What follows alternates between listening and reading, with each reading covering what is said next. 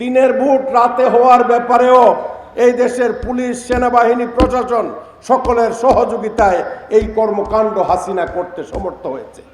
আজকে যারা বড় জেনারেল ফেনারেলরা অনেক বড় বড় কথা বলেন, কেউ কিন্তু সেই দিন সকলের অংশগ্রহণে নির্বাচন হবে এই কথা বলে একটা জেনারেল, একটা সচিব, একটা ডিসি, একটা এসপি, একটা ইউএনও, একটা ওসি, সারা বাংলাদেশের কেউ কিন্তু অগণতান্ত্রিক কর্মকাণ্ডের প্রতিবাদ করে নাই।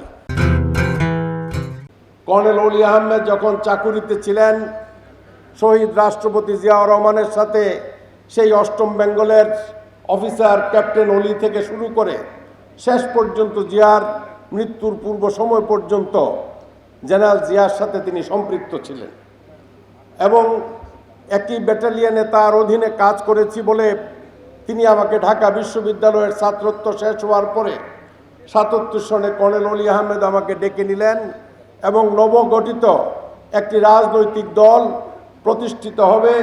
আমাকে ডেকে বললেন, তুমি যুব সংগঠন করো। সেই দিন জাগো দল প্রতিষ্ঠিত হয়েছিল এবং জাগো যুব দলের যুব সংগঠনের প্রতিষ্ঠানের জন্য বাংলাদেশের বিভিন্ন জায়গা থেকে আমার বিভিন্ন বন্ধুদেরকে তালিকা দিয়ে ৩২ জন দিয়ে সর্বপ্রথম কর্নেল অলি আহমেদের কাছে তালিকা দিয়ে সেই দিন জাগো যুব দল প্রতিষ্ঠা করেছিলাম। তো সেই দিন থেকে আমরা এই দেশে যুব সংগঠন তৈরি করেছি, ছাত্র সংগঠন তৈরি করেছি, মূল দল প্রতিষ্ঠিত হয়েছে। শহীদ জিয়াউর রহমান নেতৃত্ব দিয়েছেন। এই দেশ একটি সোনার দেশ গঠনের জন্য আমরা আত্মনিয়োগ করেছিলাম। একটা পর্যায়ে এসে আমরা বৈষম্যহীন, শোষণহীন, সন্ত্রাসবিহীন একটা রাষ্ট্র প্রতিষ্ঠার লক্ষ্যে যে প্রতিশ্রুতি দিয়েছিলাম, সেই প্রতিশ্রুতি বাস্তবায়নে আমরা সেদিন রাজনৈতিক সংগঠনের মধ্যে মতনৈক্য সৃষ্টি হওয়ার ফলশ্রুতিতেই সেই দিন লিবারেল ডেমোক্রেটিক পার্টি গঠিত হয়েছিল। এই দেশের রাষ্ট্রপতি, এই দেশের স্পিকার, এই দেশের মন্ত্রিপরিষদ সদস্য এবং তৎকালীন মন্ত্রী পরিষদে কর্মরত অনেক সদস্যদেরকে নিয়ে আমরা ৩২ জন সাবেক রাষ্ট্রপতি, স্পিকার, মন্ত্রী, প্রতিমন্ত্রী এবং সংসদ সদস্যদেরকে নিয়ে আমরা এই লিবারেল ডেমোক্রেটিক পার্টি গঠন করেছিলাম। এই লিবারেল ডেমোক্রেটিক পার্টি গঠনের পরে আমাদের সাথে যারা যারা ছিলেন, এদের মধ্যে অনেকেই বয়োবৃদ্ধ ব্যক্তিবর্গ ইন্তেকাল করেছেন, মারা গেছেন। যারা উল্লেখযোগ্য শেখ রেজ্জাক আলী, বদরুদ্দোজা চৌধুরী, জেনারেল তালুকদার, জাহানারা বেগম এবং বিভিন্ন রাজনৈতিক নেতৃবৃন্দরা যারা সারা দেশের মানুষের কাছে পরিচিত, আজকে তারা কেউ নাই, না ফেরার দেশে চলে গেছেন।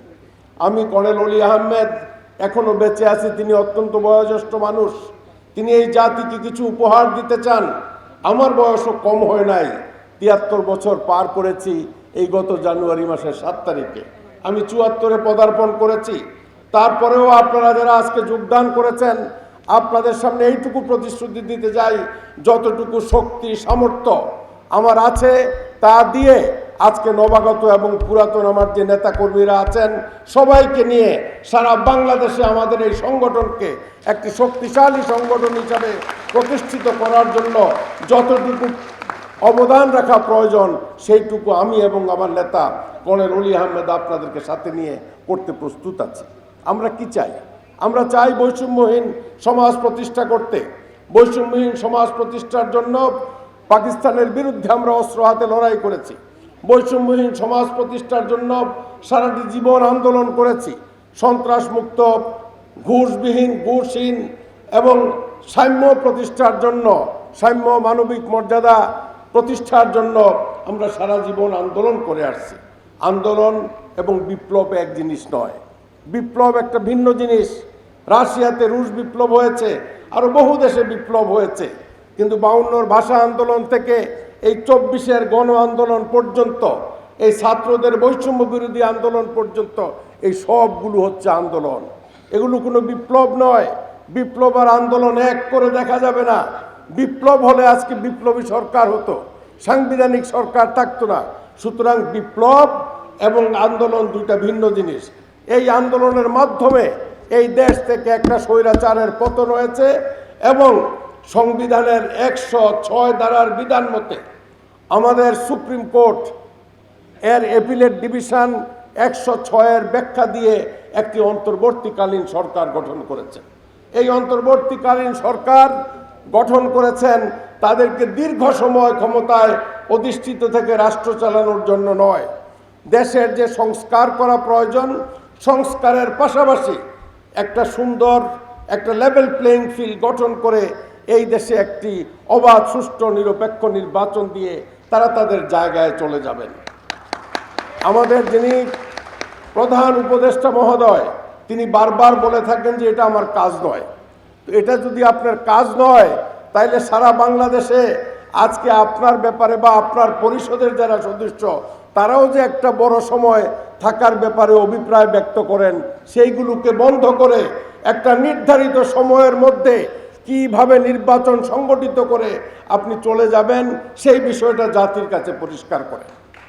এই বিষয় নিয়ে আমরা আলাপ করেছি, আলোচনা করেছি, আপনার সাথে কথা বলেছি। আমাদের পক্ষ থেকে আপনাকে উপদেশ দেওয়া হয়েছে, সেই উপদেশগুলো যদি আপনি অনুসরণ করেন এই 8 মাস কবে অগাস্ট মাস থেকে এই পর্যন্ত কত মাস হলো?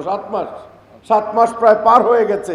এই সময়ের মধ্যে দৃষ্টান্তমূলক তেমন কিছু করতে পারেন নাই।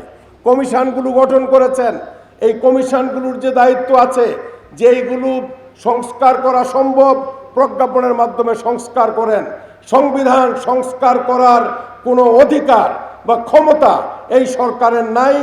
নির্বাচন হবে একটা ঐক্যমতের ভিত্তিতে, যেই বিষয়গুলো সংস্কারের জন্য ঐক্যমত হবে সেইগুলো নির্বাচিত পার্লামেন্ট আইন হিসাবে সংশোধন করবে।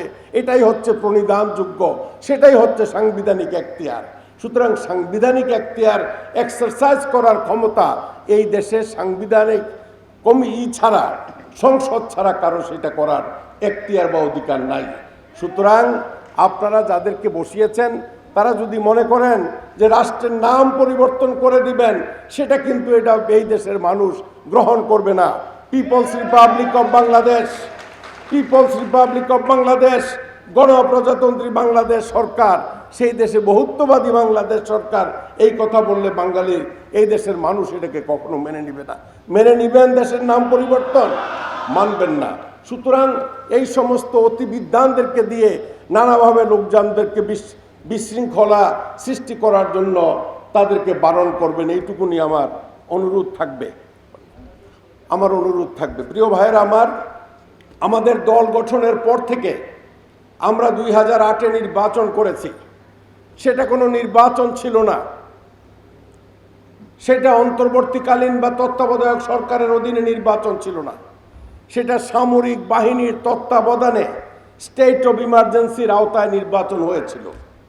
অনেকেই ভুল করেন যে 2008-এ তত্ত্বাবধায়ক সরকারের অধীনে নির্বাচন হয়েছে।